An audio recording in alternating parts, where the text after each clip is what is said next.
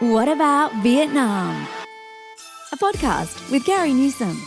The series where Curry talks with travellers about their experiences and adventures. Find out more about Vietnam from the people who have actually been there. What about Vietnam? Whether it's adventure, exploring the culture and cuisine, shopping, or just soaking up the sun. Let Carrie and her travellers pave the way for a magical holiday in Vietnam. What about Vietnam?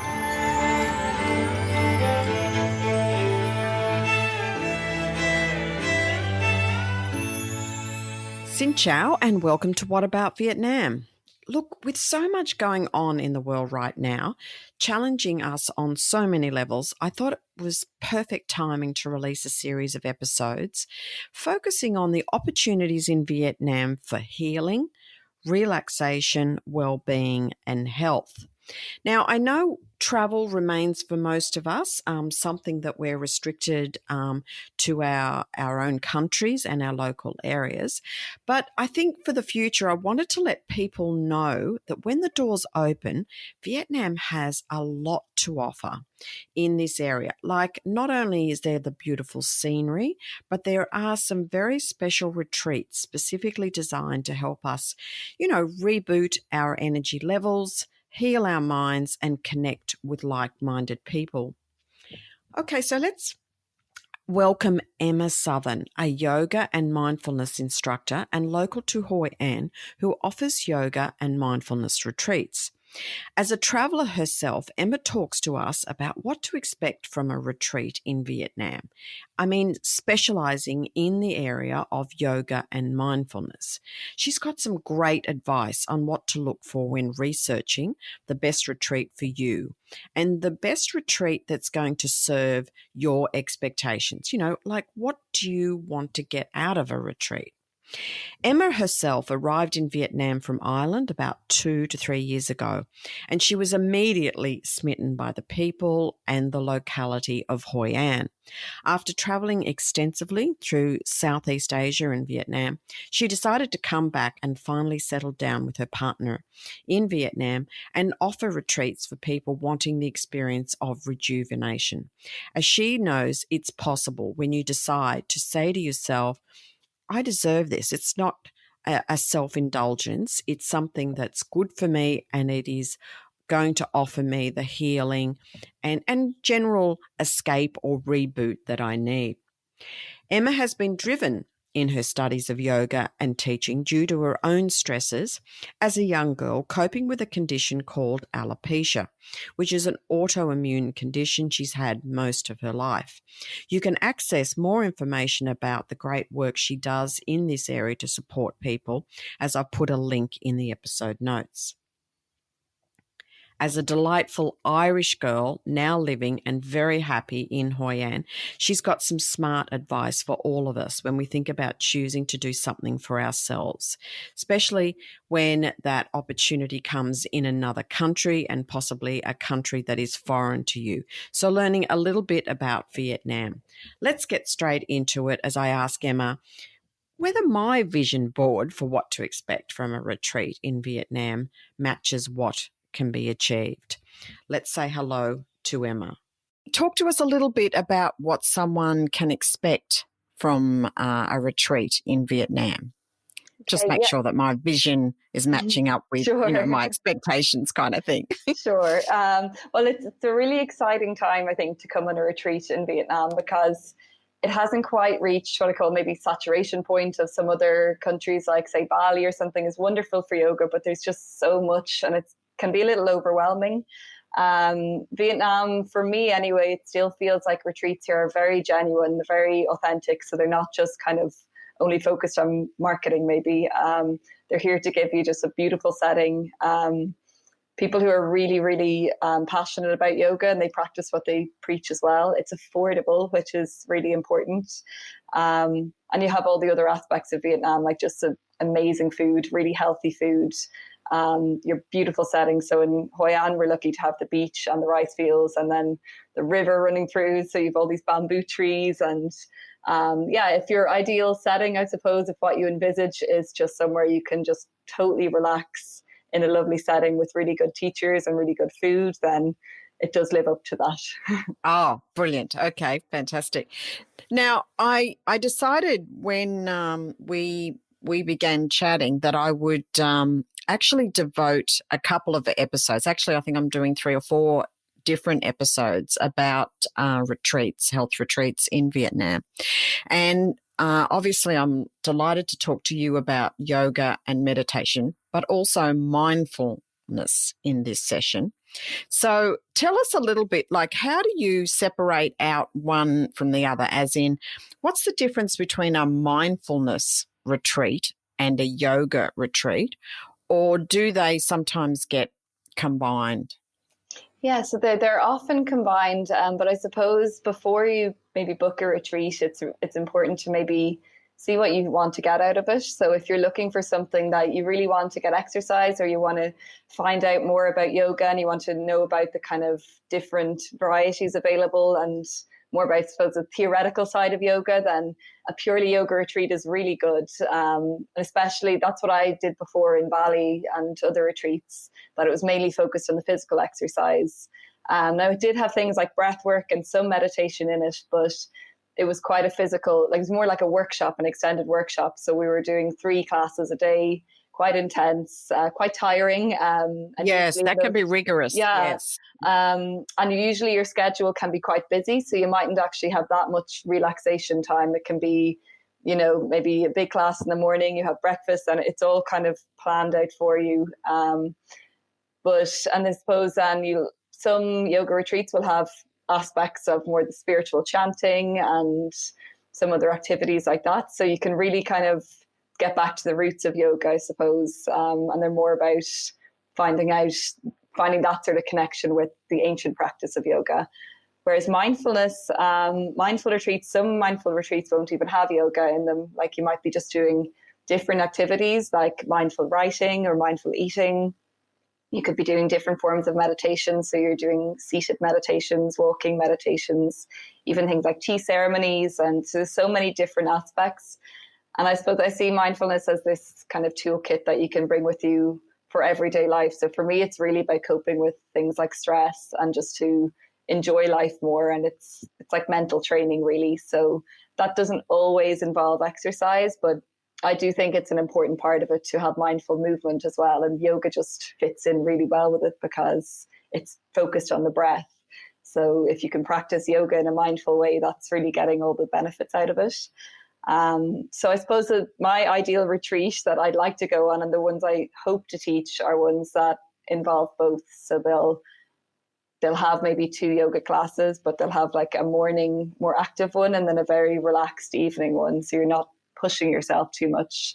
And throughout the day, they'll have those mindful activities like meditation and journaling, things to just that are accessible for everyone. So it's not overwhelming for people who've never practiced yoga before. They can still get a lot out of it without feeling stressed.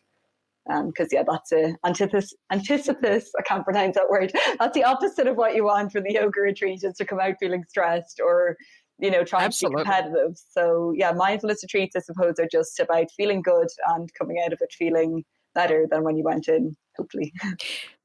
Yes, and I think sometimes some of the retreats that I've been on, they've kind of been a little bit rigorous in the set that the routine's quite strict, and you have to do this and you have to do that. So maybe I didn't make the right choices. So it's good to learn about different types of retreats, so that people, when they're listening to programs like this, that they can make a wise choice, because you're often spending a reasonable amount of money, and sometimes I think people don't get everything they want out of it because the one they've chosen didn't kind of match up or fit their expectations.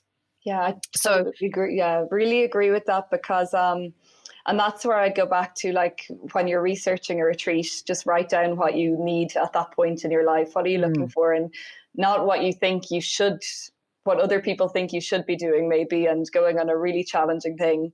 If what you need is to relax, and if you're feeling exhausted, then these retreats that involve getting up at 4 a.m, or 3 in the morning for like a 2-hour meditation mightn't be what you need. So it's just important to kind of reflect on what you're looking for, and not base it all around price as well, because, often the cheapest as well will be these very no frills thing that you might just feel exhausted after, and you might want to leave after 2 days. And sometimes, like, I've been on these sort of retreats and I love them. I've got a lot out of them, but you just have to maybe assess where you are in your life and what might make you feel better at that point. Yeah. So if we're talking about a retreat in Vietnam, and let's talk about typically ones that you facilitate, as in maybe a slight combination of mindfulness and yoga. So what's a good amount of time to consider a retreat? 2 days, like what's a good amount of time to do one? I would say, so it's interesting because I actually did, before our lockdown here, just a 1-night retreat. And the purpose of that was to kind of cater for people living here, maybe who had families and mightn't be able to take longer time away, and to try to make it affordable. And some of the feedback from the participants was that they couldn't believe how much they could maybe change in 24 hours, or how much they could get out of 24 hours. If you can offer them those tools, they can take with them afterwards. But they did say, I would have loved an extra night, because it does take a little bit of a while to switch off from whatever's going on. So I would say minimum 2 nights, really. Especially if you've been traveling, you might even feel jet lagged when you come to a place still. And it takes you a little bit of time just to get used to it. You're bound to feel nervous maybe about meeting new people, especially if you've never been on a yoga retreat before. It can all feel a bit overwhelming. And like you say, if there's a routine, it takes some time to get used to that, maybe a different time of eating or getting up. And it might take you 24 hours to even get used to that. And then you don't want to be leaving straight away and stressing about what you have to do next. So I'd say very minimum 2 days, even better if it's in your budget, maybe 4 days if you can, to get really the enjoyment. Now, I mean, we're in the midst of COVID, and we're all about social distancing, and we're all about Zoom, and we're all about doing everything online. And I think it's great that you do offer classes and a guided meditation online. So I'm going to put that link in the episode notes. But what I'm keen to talk to you about is, coming through COVID, we're going to have retreats where people are coming together again. So, be it that, there'll be the distancing, etc., and everyone will follow that rule.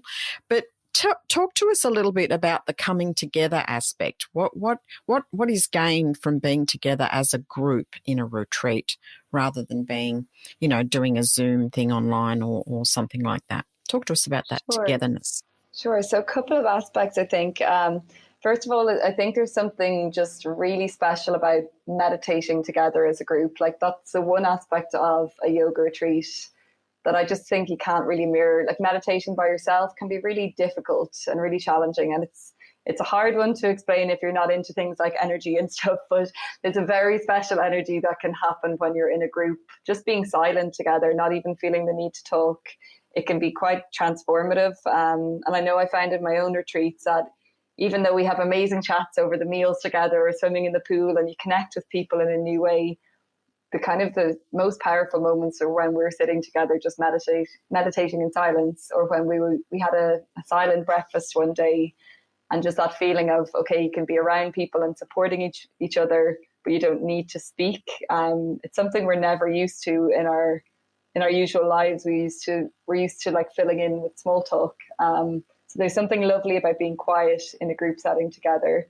And also, I suppose, in the wake of COVID, when we've been so isolated, I know we can connect online. It's just a really nice feeling to be able to come together in person and learning something like this. But especially if you're like an introvert like me, I suppose, when you get released from lockdown, it can be a bit scary to go into the outside world straight away and suddenly be, surrounded by people and noise. And that's why going on a retreat and meeting people who are maybe equally a little bit shy about that sort of thing and making real connections with them can be very powerful. Like, I know that any retreats I've ever been on, even if it was one day and if it was 5 or 6 years ago across the world, I still am connected with those people and we could still message each other. It's quite a special bond you can form very quickly, which I think is, it's unlike any other bond I've ever made with someone. And that's just from, I suppose it's a kind of that healing, transformative aspect. People are very open when they go on yoga retreats, and they're very mindful of each other's kind of feelings and emotions. And it's a special kind of environment. It is. And I think you're right. I think that energy exchange between people in that open space, in that allowing space, in that space that is free, it's non-judgmental, and I think just in a beautiful environment kind of takes all that armor off. I think everyone kind of relaxes a little bit more and is a bit more willing and open to share or not share, as you say, in a silent environment. I'm keen to, you've been doing this a while now and obviously experiencing lots of different kinds of people into Vietnam. Talk to us a little bit about the kinds of people that are coming to Vietnam and enjoying these kinds of retreats. Yeah, so there'd be all different types. Like on my last retreat, I had a few people already living here. So expats? Expats. And there was one person who was, a mum with 3 kids and traveling around. And I think she saw my post about it the day before it started or something and went, she'd never been on a retreat before and decided it was perfect timing that she saw it. She was stressed traveling with her kids and family. And she thought, oh, it's only one night. I can give myself that gift. So it was really lovely to see people who'd kind of practiced yoga a good bit, were used to maybe just doing drop-in classes and hadn't done a retreat before. So that's the expats. And then this lady who'd never done any sort of retreat, and how much they could kind of benefit from it.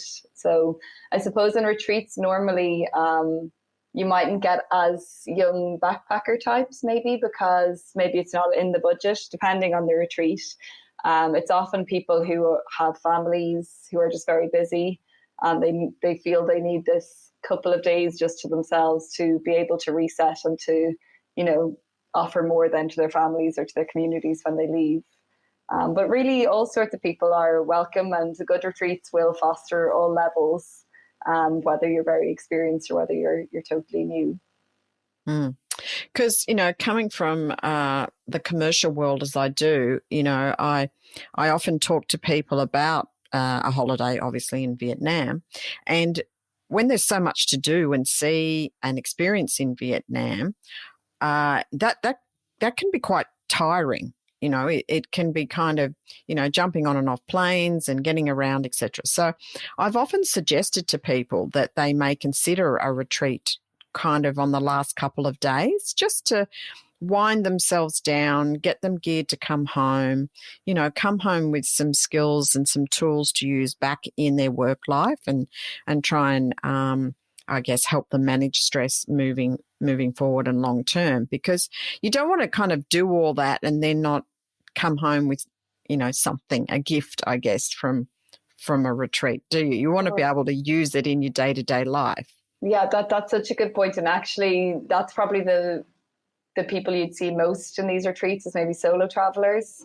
Because I know that's what I did myself when the first time I went traveling myself. I knew I'd feel quite overwhelmed, maybe coming to a new country and not knowing what was going on. So I started it with a retreat just to ease in, to shake off the kind of tiredness of traveling and to mentally prepare myself. And I went back to that same retreat like 3 months later, right before I went home, just to again set myself up to feel calm and grounded going home. So it's really good for people who maybe aren't used to traveling so much or are feeling a bit nervous, or like you say, people who have a jam-packed schedule and they don't need to be going home still exhausted after all the activities, even if it's for those 2 nights, just to unwind a little bit before they go home with breakfast. And it's a good point you raise about the solo traveller too, because sometimes it's an opportunity to form friendships. I mean, you've talked about that yourself, that the bonds that you can make on these retreats is quite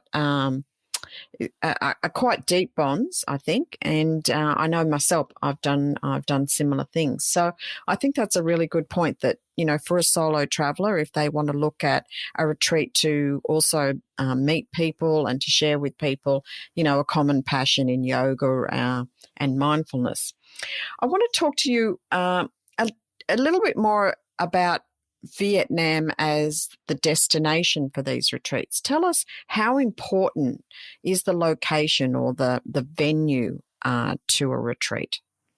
I would say very, very important, because you could have you could have an incredible teacher, and if you hear is honking horns and it's I don't know, a room that's totally sweltering, it's very hard to relax. Like, they can make it possible if the teacher's very good, but usually a bit of beautiful surroundings will go a long way. So Vietnam has that lovely kind of luxurious. I know it has a lot of beeping scooters as well. Certainly in the major cities, an awful lot of them, which is why many of these retreats are kind of built specifically that they're a little bit away from that. They'll be in kind of a rice field setting or by a river or by the beach, or I know there's a beautiful one off Hoi An and the Cham Islands. So, and even for people living here, that can feel like another universe because it's just this lovely little island setting. So I would say, really important, because you want to feel like you're going on holidays anyway, seeing somewhere you wouldn't be used to in your home life, just making it easier for you to switch off. And because the good retreats will have a little bit of, maybe a lot of relaxation as well as the kind of activities, you want it to be somewhere that you can really just relax and not just going to bed, maybe somewhere you can sit out and look at nature and do some writing and just give yourself the time you wouldn't have normally. Yes. And you're right. Like you do need to be in some kind of idyllic location to do that, I think, after, a meal or after, you finished a meditation, etc. Just to take it down and chill and all of that sort of stuff, Plus, if you're getting up at 3 a.m, it helps to have a nice sunrise after your meditation to look forward to. You're absolutely right. Okay. So any words of advice or guidance you'd like to share with the listeners today, just on, selecting the right retreat and that kind of thing?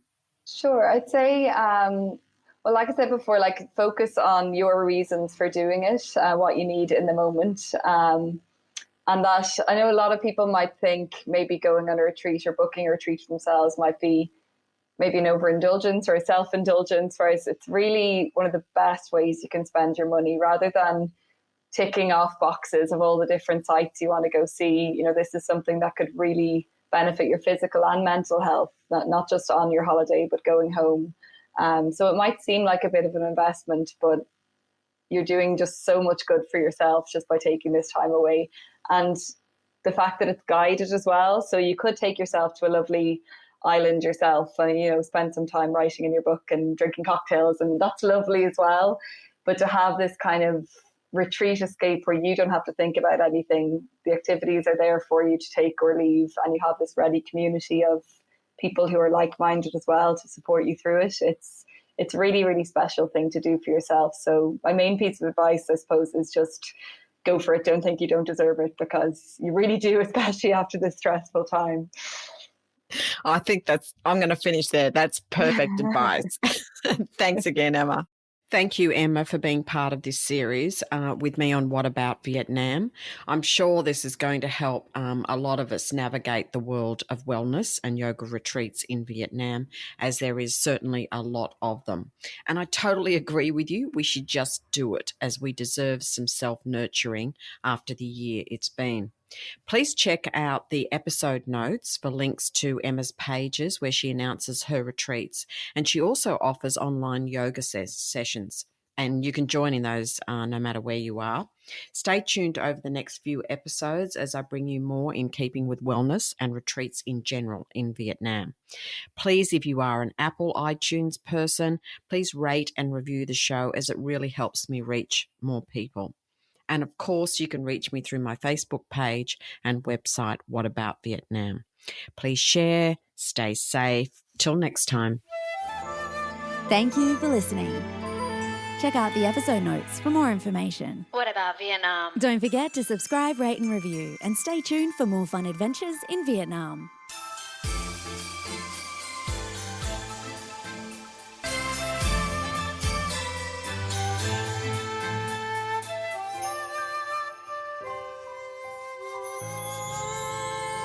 What about Vietnam?